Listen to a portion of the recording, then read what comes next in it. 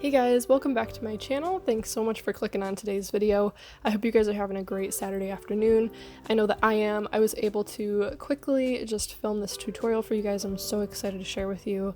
It should be pretty simple for those who are beginners as well as just, people who've been crocheting for quite a while and are familiar with the craft. It's just a nice little throwback, a nice little relaxing project to work on. And honestly, they're coasters, so they're smaller and they seem to whip up pretty quickly. So really hope you guys enjoy. If you do, please don't forget to give it a thumbs up. You guys have been really supportive of my channel lately. Finally passed 500 subscribers, and that's really cool. Really cool goal. So thank you guys so much for doing that. And just liking and subscribing and all that good stuff. So I owe it all to you. So without further ado, let's go ahead and jump into how to make these really cute coaster mug rugs. So here's our mug rug. And if I show you, I have my lemon water this morning. And I know I'm filming this on my bed, so it's probably not the best idea, but you can see like how much that covers, just to give you an idea. And I would say this is about an average size glass, so it kind of just shows you how wide it is, and if I hold it in my hand, that's kind of what it looks like. But yeah, just to give you an overview of what this entails, there's about 25 to 30 stitches going across. That's what we're going to start to chain. We're going to do a slip stitch, or I'm sorry, we're going to do a slip knot, and then chain up however long we want. So this is technically up to you. I just found that I think it was either 25 to 30. And then the stitches are half double crochets. You can do singles, you can do double crochets if you want, but I just think it looks best with these halves. But we'll be using half double crochets, and then these are just separate pieces that I will show you how to attach at the end. Alright, I'm going to be using a 4.5 millimeter crochet hook for this project, or a size G, and I believe this is a loops and threads crochet hook. The yarn that I'm going to be using is Lily Sugar and Cream. I have this giant roll here, so you can use whatever color you want. Alright, so let's get started. We're going to go ahead and take our yarn and form a slip knot. And then from here, you're going to chain up, like I said, however many you want. This is going to be going from here to here, not here to here. So, like I said, that's about 25, 30. So let's try 25 and see if that looks good.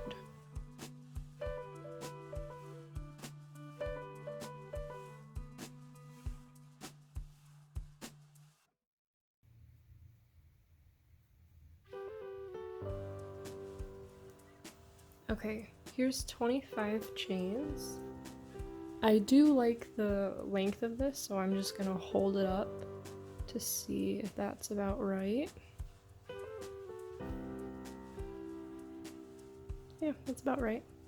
And you can see the color yarn I'm using is slightly different.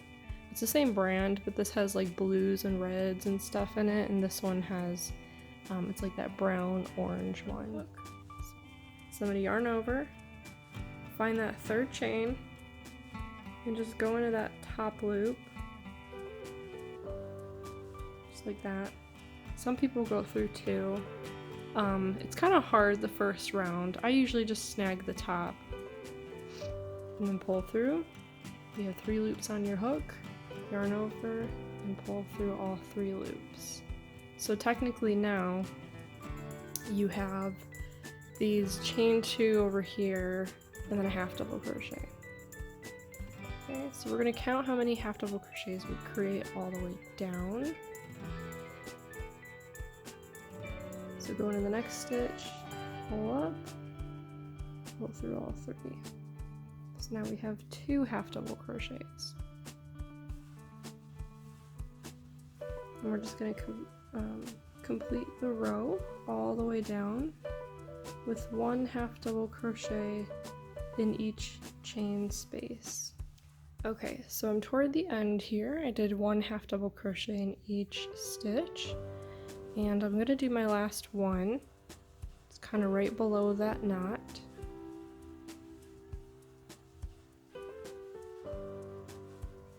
Okay, so now I'm just gonna go through and count how many I have.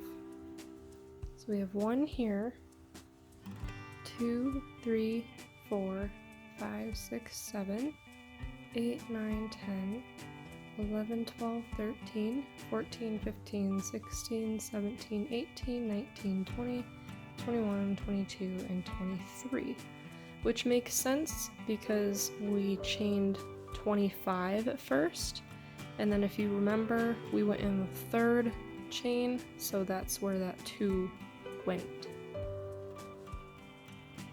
So we have 23, and that's the number that you're going to want to keep the whole way through. From here, we're going to chain 1, turn our work, and in the back loop only, we're going to put a half double crochet. In the back loop only.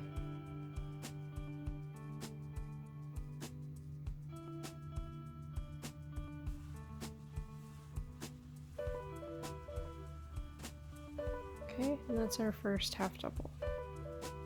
So back loop only of the next one. You kind of have to like turn it because some people might think that these top ones here are the back loops. But we're gonna go, you kind of have to turn it and then see that it's actually these guys.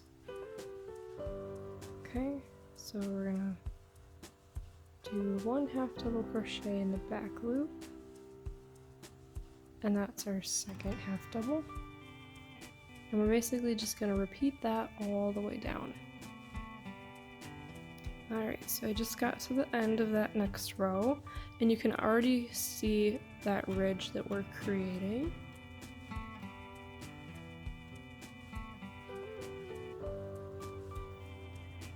And from here, just count, make sure you have 23. We're going to chain 1.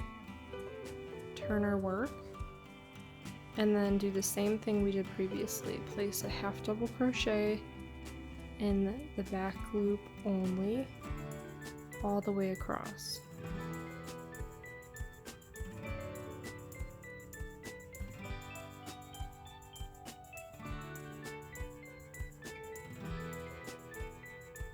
So repeat that all the way across, and basically that's the end of the pattern as far as the coaster itself goes. You're gonna do this about 10 rows, but you can do however many rows you want. I just found that 10 seems to be pretty good when you place a glass on there. It might be a good idea for you to grab a cup or a mug or whatever it is that you're going to be using and just kind of place it down as you go. Maybe set it up on your coffee table and make sure that it looks like it's a good fit. So go ahead and do however many rows. I'm going to do 10, and then I will meet you back here and show you how to finish off.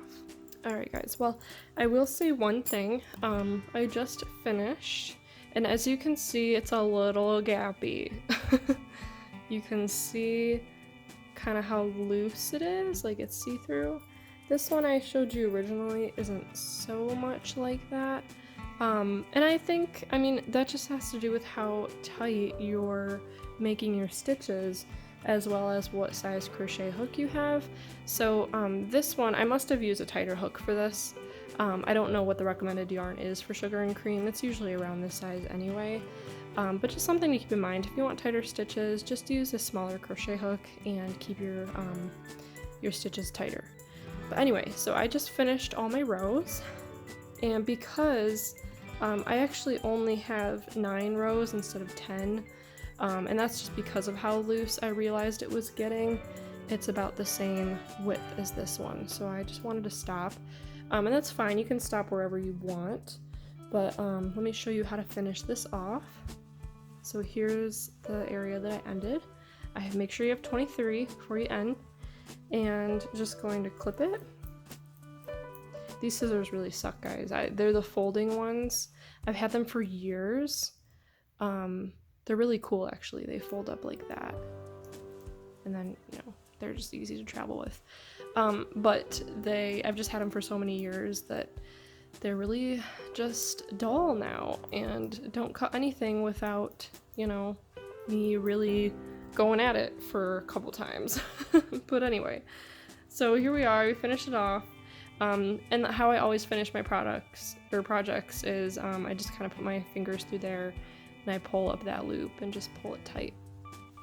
Sometimes I'll even tie a knot on top of it just to make it more secure, but this should be fine just like that. So you'll notice we have the tail end. This is where we started when we chained, and then we have where we just finished off. So keep that in mind. You're gonna have to actually, no, you're not gonna have to weave those in because we're gonna use them for our little rug part, the fringe part. So that's kind of what's cool about these, is that, you know, you can just kind of leave them there because we're gonna use them to our advantage. So anyway, so let me show you how to make the fringe. And I'll just show you what it looks like here. Kind of evenly spaced apart. And they're just basically wrapped around. They're not crocheted or anything. You could probably even do this without a crochet hook if you wanted to. I just think it's easier because you can get into that stitch. So you probably should. Yeah, that's what it looks like. So let's go ahead and get to it. What we're gonna do is make a bunch of those little pieces of yarn just separately. So I like to take my hand, I take the yarn in my hand like this. Let me zoom out a little bit here. I take it in my hand and I just start wrapping it around.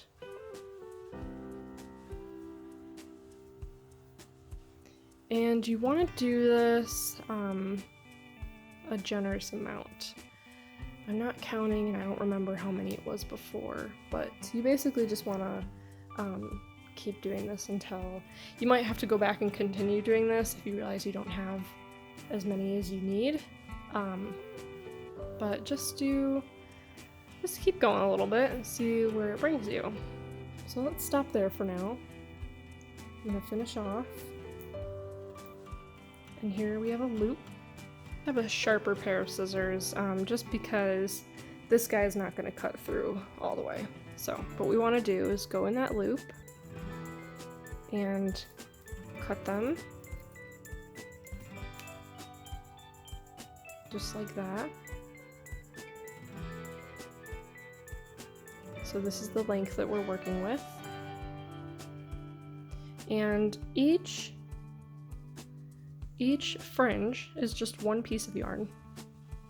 So let's start in the, you can kind of see real quick, I'll just point out where we're going to be putting these. You can put them however, you can have this as fringy as you want. You can stack a ton of thread in there, or you can kind of have them spaced apart like that. I personally don't like too many. I think it looks messy, so I just have a little bit like that. I also think it looks a little bit more vintage. So that's what we're gonna do, but you can kind of see how spaced apart these are. We're gonna do one here at the end so that we don't have to tie this in, and then the next one's gonna be here, and then probably here, here, and here. So let's kind of see what that looks like. So first we're gonna take our crochet hook and go into the edge, and it doesn't have to be a certain stitch, it can just kind of be a gap, you know. You can just play around with that. You're gonna take the yarn and pull it through just a little bit.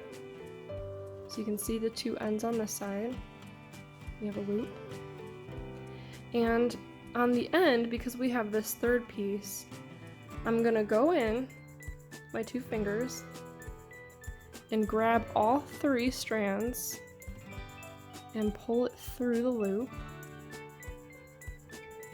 And then tighten it down, just like that. Now this is going to end up being a little too long, which is fine. And what's nice about this project is you don't have to have, like, if these are kind of uneven with each other, at the end we're going to trim it up to make it all the same size anyway. So more is better than less, because we will be cutting it in the end. So let me show you again. We're going to grab a strand. We're going to go into the next gap, and that can be wherever. I'm just kind of going to eyeball. I'm going to say about right there.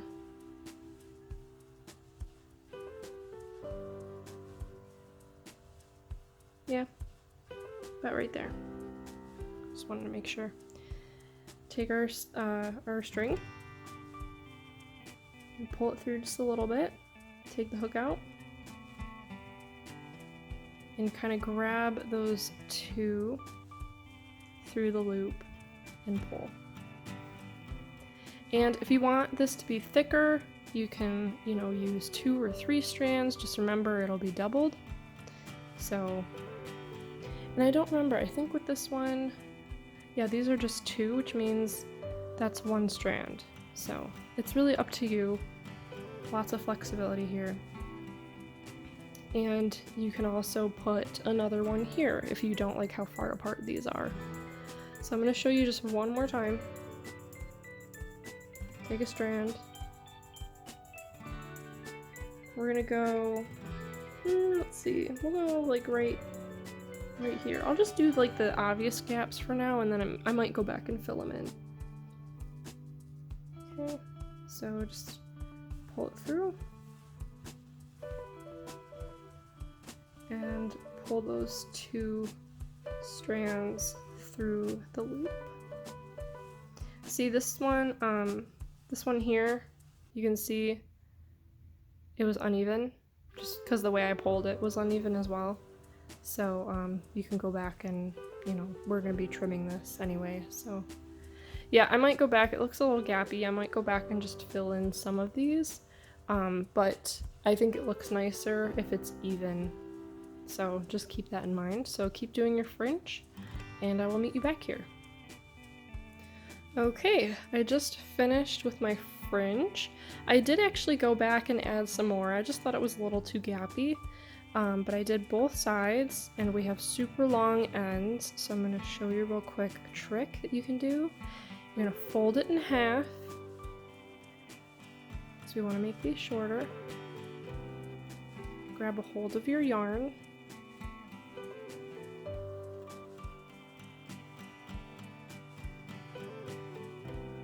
Then take our scissors. And we're just going to cut along at the length that we want.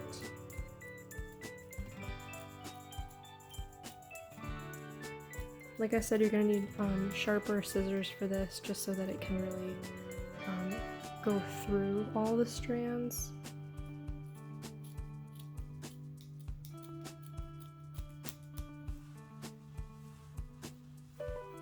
Make sure they're somewhat even.